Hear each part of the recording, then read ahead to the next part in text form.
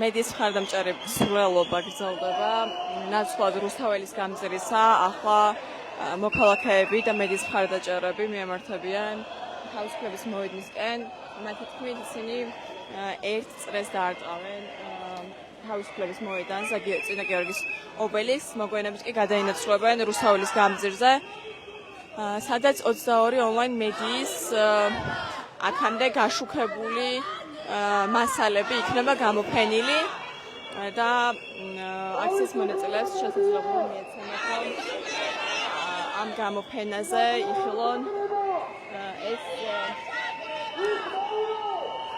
ონლაინ მედიის მიერ შექმნილი მასალები. ახლა თქვენ ხედავთ სინდისის პატიმრების ოჯახის წევრებს, მშობლებს, მედიის წარმომადგენლებს, რომლებიც წინ უძღვიან მხარდამჭერ მსვლელობას. მათ აქვთ ხელში მზია ამაღლობელის მხარდამჭერი ბანერები, ასევე ის საპროტესტო ბანერები, იმ საპროტესტო შეძახილებითა თუ ფრაზებით, რომელიც ამ 267 დღის განმავლობაში ყველას კარგად დაამახსოვრდო. გამარჯობა, ნეტგაზეთიდან ვართ ლაივში. მაინტერესებს, 13 აგვისტოს დაიწყო ეს კამპანია, როდესაც 22-მა ონლაინ მედიამ რაღაცა საერთო ანგარიშის გამოყენებით გადაწყვიტა, რომ გაეგზელებინა ბრძოლა იმ რეპრესიული სისტემის წინააღმდეგ, რომელიც ცდილობს, რომ მედია ჩაახშოს. თქვენი ინიციატივაზე რომ მოგვიყვა და რატომ არის მნიშვნელოვანი, რომ დამოუკიდებელი ონლაინ და არა მარტო ზოგადად მედია არსებობს? იმიტომ რომ კრიტიკული ონლაინ მედიის არსებობდა ქვეყანაში, ერთ-ერთი პირველი ინდიკატორია იმისა, თუ რამდენად დემოკრატიულია ეს სახელმწიფო და კრიტიკული მედიის გაჩუმებით ხელისუფლება უბრალოდ ჩვენ ჟურნალისტებს არ გვართმევს მუშაობის საშუალებას, ის საკუთარ მოქალაქეებს, ქართველ ხალხს ართმევს უფლებას იყვნენ ინფორმირებულები და იცოდნენ რა ხდება ქვეყანაში. ძალიან ბევრი კანონები იყო ქართულმა ოცნებამ ბოლო თვეებში, რეპრესიული კანონები, რომლებიც ფაქტობრივად რომლითაც ონლაინ კრიტიკულ მედიას ემუქრება დღეს დახურა. ეს არის ის, რომ მედიები ვეღარ იღებენ დაფინანსებას, ხელისუფლება მოიაზრებს მას უცხოეთის აგენტებად და სხვადასხვა კანონით პირდაპირ არის გათვალისწინებული სისხლის სამართლებრივი პასუხისმგებლობა ჟურნალისტების. ჩვენ სულ საზოგადოებას აღვიხსნათ და განვუმარტოთ, რომ ეს კანონები ძალიან მკაფიოდ ემუქრება ონლაინ კრიტიკულ მედიას დახურვის, ემუქრება რომ დაიხურონ და ამიტომ ალტერნატივად ასე ვთქვათ, ქართული საქართველოს მოქალაქეებისგან დახმარების მიღება განიზრახა ონლაინ მედიამ, რომ გადარჩეს და საქართველოს მოქალაქეები იყვნენ ინფორმირებულები იმის შესახებ, თუ რა ხდება თავიანთ ქვეყანაში. უღმესი მადლობა. ახლა თავისუფლების მოედანთან არიან შეკრებილი მედიის მხარდამჭერები, აწეული ფარნებით გამოხატავენ თავიანთ სოლიდარობას დამოუკიდებელი მედიისადმი, კრიტიკული მედიისადმი, რომელიც მიუხედავად ამდენი რეპრესიული კანონისა თუ ზოგადად ზეწოლისა აგრძელებს გაშუქებას იმ მოვლენებისა, რასაც მაგალითად არ ფარავს სამთავრობო ტელევიზიები, რაც არ ფარავს მათ შორის არც საზოგადოებრივი მაუწყებელი.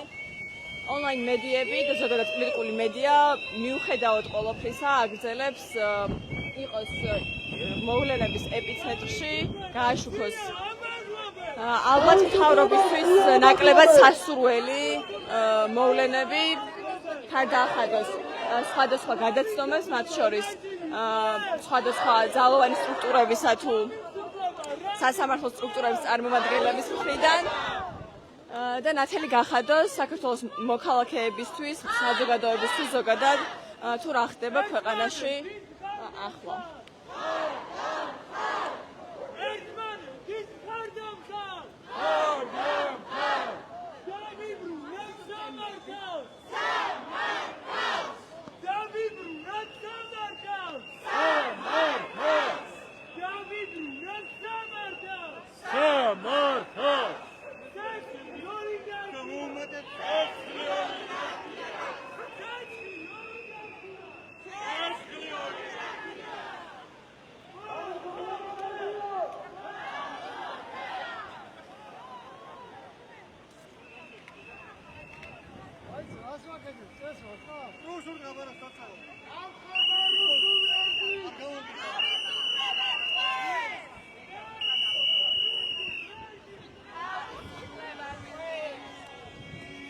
თავისუფლების მოედანიც ამ დროისთვის გადაკეტილია და ავტომობილების მოძრაობა არის შეზღუდული, როგორც ხედავთ, მოქალაქეები წრეს არტყავენ წმინდა გიორგის ობელისკს. აქ იმართება ასევე საპროტესტო აქციები. გაიმართა ნინო დათაშვილის მხარდასაჭერი აქცია, მათ შორის ამაღლობელის, ასევე გუშინ წინ იყო ზვიად რატიანის მხარდაჭერი აქცია. მოქალაქეები იკრიბებიან წმინდა გიორგის ობელისკის გარშემო, ტყავენ ცოცხალ წრეს. და კიდევ ერთხელ მკაფიოდ ხმამაღლა აფიქსირებენ თავიანთ პოზიციას მიმდინარე პროცესებთან დაკავშირებით. ასევე აჟღერებენ თავიანთ მოთხოვნებს, რომ გათავისუფლდეს ყველა რეჟიმის პატიმარი, ყველა უკანონო დაპატიმრებული ადამიანი, რომელიც სამწუხაროდ ამ მმართველი პარტიის პირობებში ვერ ახერხებს დამოუკიდებელი სასამართლოთი და ზოგადად მართლმსაჯულებით სარგებლობას. თავისუფლების მოედნიდან ახლა მოქალაქეები გადადიან რუსთაველის გამზირისკენ, კვლავ პარლამენტთან დაბრუნდებიან. პარლამენტთან, როგორც უკვე გითხარით, გამოფენილი არის 22 ონლაინ მედიის აქამდე უკვე გაშუქებული რეპორტაჟები, სხვადასხვა მასალები, რომელსაც გაეცნობიან აქციის მონაწილეები და კიდევ ერთხელ დარწმუნდებიან, თუ რატომ არის საჭირო ზოგადად კრიტიკული დამოუკიდებელი მედიის არსებობა, დამოუკიდებელი და დემოკრატიული ქვეყნის პირობებში, იმ ქვეყნის და ისეთი ქვეყნის პირობებში, რომლისთვისაც ამდენი ხანია ჯერ მარტო თუ თანამედროვე და ზოგადად თანამედროვეობიდან გამომდინარე განსაზღვრავთ 267 დღე არის უწყვეტად ყოველდღე იბრძვის ქართველი ხალხი და მანამდე კიდევ ზოგადად აწლეულები და საქართველოს ისტორიიდან გამომდინარე იმ კურსს გადავხედავთ, რომლისკენაც მიუტყვის ქვეყანა და სახელმწიფო მარტივად დავრწმუნდებით იმ საჭიროებებში, რომელიც ამ დემოკრატიულ ქვეყანას აქვს და რომელშიც იბრძვის.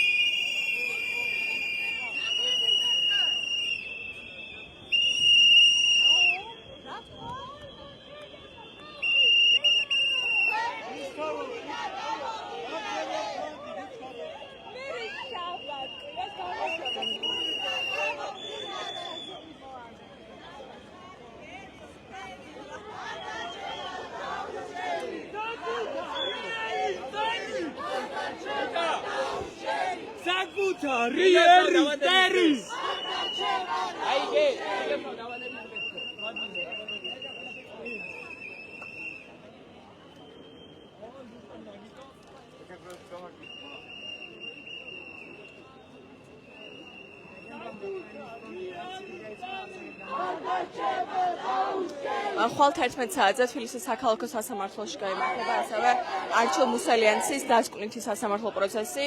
ამ დღეს ხვალ უნდა ვეღოთ ჩვენ განაჩენს, სავარაუდოდ მოსამართლეს სწორედ ხვალ გამოაცხადებს არჩილ მუსალიანცის განაჩენს. მოგეხსენებათ სასამართლო შენობაში, ისევე როგორც ეზოში, ამ დრომდე და ზოგადად აკრძალული არის გაშუქება, ფოტოს გადაღება. მედიას ეკრძალებენ ნებისმიერი მოწყობილობით შესვლა, მათ შორის აპარატურით იქნება ეს ფოტოაპარატი თუ სხვა ნებისმიერი კამერა. სასამართლოს შენობაში არ შეუძლია შესვლა. აქამდე რამდენიმე სხდომაზე მოსამართლეთა მხრიდან გაჟღერდა მოთხოვნა, რომ ტელეფონებიც კი სასამართლო პროცესის მიმდინარეობისას შეინახათ დამწვრეებს, მათ შორის ჟურნალისტებს, ვინაიდან მისი თქმით, მიუხედავად იმისა, რომ აკრძალულია ვიდეო აუდიო გადაღება და ჩაწერა სასამართლო პროცესების მიმდინარეობისას და ზოგადად სასამართლოს ტერიტორიაზე, მაინც ვრცელდება სასამართლოდან სხვადასხვა ვიდეო თუ აუდიო ჩანაწერები და ეს ხდება ხოლმე მიზეზი იმისა, რომ მოსამართლეები მათ შორის არც ჟურნალისტებს არ აძლევენ პერიოდულად ტელეფონების გამოყენებას იმისთვის, რომ წერილობით მაინც მეტნაკლებად გავრცელდეს სასამართლოს მიმდინარეობა და ის ყველაფერი, რაც ხდება პროცესების განმავლობაში.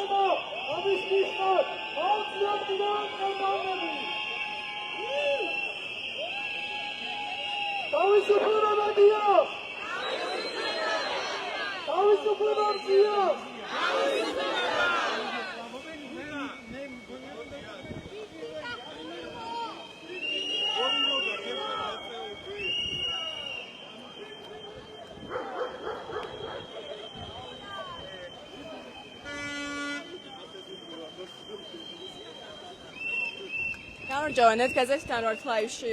თქვენი როგორც ასევე ონლაინ მედიის წარმომადგენლის მხრიდან რა ზეწოლის წინაშე უწევს ახლა ონლაინ მედიას, არა მარტო ზოგადად მედიას, აი ამ რეპრესიული სისტემის წინააღმდეგ ბრძოლა, როგორი არის ეს წინააღმდეგობები, რასაც სისტემა ახლა უქმნის მედიას და რა არის ჩვენი პასუხი და მედიის პასუხი ზოგადად აი ამ სისტემის ჩვენს წინაშე არსებული პრობლემებიდან შეგვიძლია გამოვყო 118-ოდე კანონი, დაპატიმრებული ჟურნალისტები, ნაცემი ჟურნალისტები იმ დონეზე, რომ ქირურგიული ოპერაციები სჭირდებათ, ყოველდღიური შანტაჟი, ქუჩაში დახვედრა, ფიზიკური ანგარიშწორება, ტროლების, ბოტების, ქარხნების გუგუნი ჩვენს წინააღმდეგ და რა ვიცი, კიდევ ბევრი რამ, რაც მაგიდაზე უდევთ და გამზადებული აქვს ჩვენს წინააღმდეგ. სისხლის სამართლებრივი პასუხისმგებლობის რისკები, რომელიც ჩვენს თავზე დაკიდეს.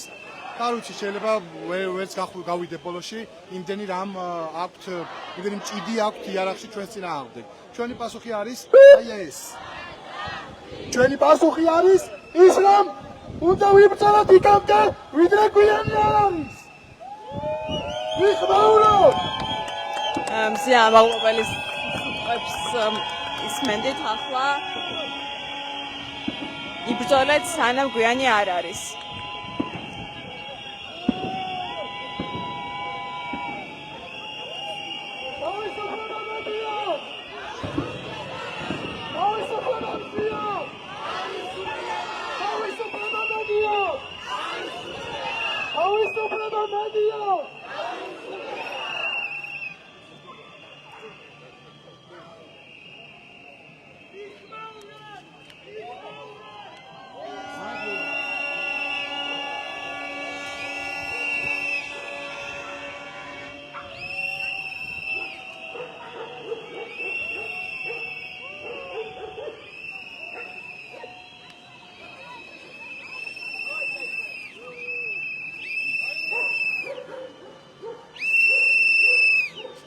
შეგახსენებთ, რომ მზიამაყობელი, ბათუმელებისა და ნეტგაზეთის დამფუძნებელი დირექტორი ამ დრომდე არის პატიმრობაში.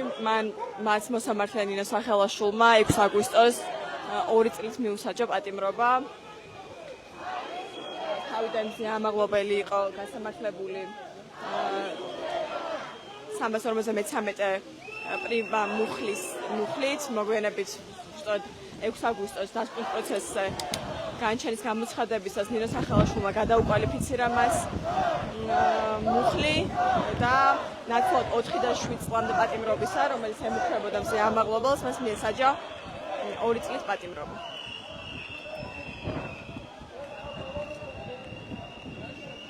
დღეს ასევე იყო ნინო დათაშვილის სასამართლო პროცესი, სადაც დამსწრეებს ნინო დათაშვილმა დაუტოვა, ესე ვთქვათ, წერილობითი შეტყობინება თითო ლარი მედიას. აი ასე აგრძელებენ მხარდაჭერა სინდისის პატიმრები. ერთ-ერთი დარჩენილი სხივისადმი, რაც არის მედია, კრიტიკული დამოუკიდებელი მედია, რომელიც მიუხედავად ყველა შეზღუდვისა, ყველა რეპრესიული კანონისა და ზეწოლისა აგრძელებს გაშუქებას სასამართლო პროცესებისა, პროტესტის, უწყოდი პროტესტისა და ყველა იმ უკანონო თუ არასამართლიანი გადაწყვეტილებისა, რომელსაც მმართველი პარტიის პირობებში ყოველდღე ხედავს ქართული საზოგადოება.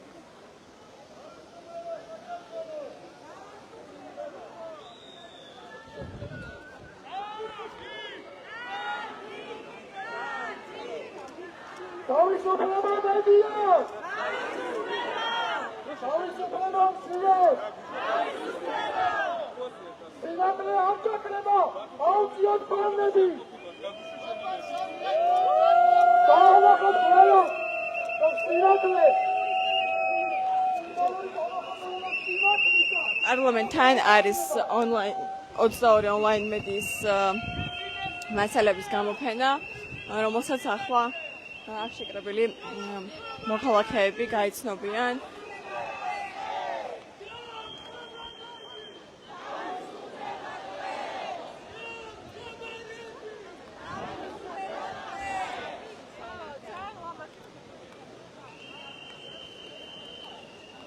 მე მივახლოვდები პარლამენტს, სადაც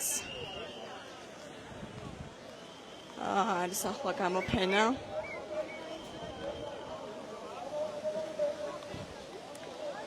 ფოტორეპორტაჟებს ხედავთ ახლა. აქციის მონაწილეების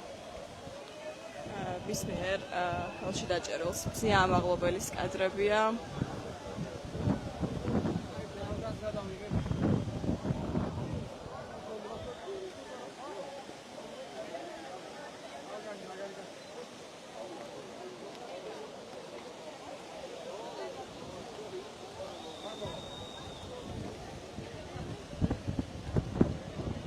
მაშინ უკვე შევერთდა რუსთაველის გამზირზე მიმდინარე პროტესტს. მოქალაქეები ახლა ათვალიერებენ გამოფენას, რომელიც მოიწყო სპეციალურად 22 ონლაინ მედიის მხარდასაჭერად. როგორც უკვე გითხარით, შექმნილი არის ერთობლივი ანგარიში, სადაც შეგიძლიათ კითხვას და გულშემატკივრებს მხარი დაუჭიროთ 22 ონლაინ კრიტიკულ და დამოუკიდებელ მედიას და ასე ხელი შეუწყოთ და დაეხმაროთ მათ, რომ გააგრძელონ მუშაობა, რომ იყვნენ ქვეყნის სამსახურში და გააშუქონ ამბები, რომლებიც მეტწილად სამთავრობო მედიის ყურადღების მიღმა რჩება ხოლმე. ნახვამდის.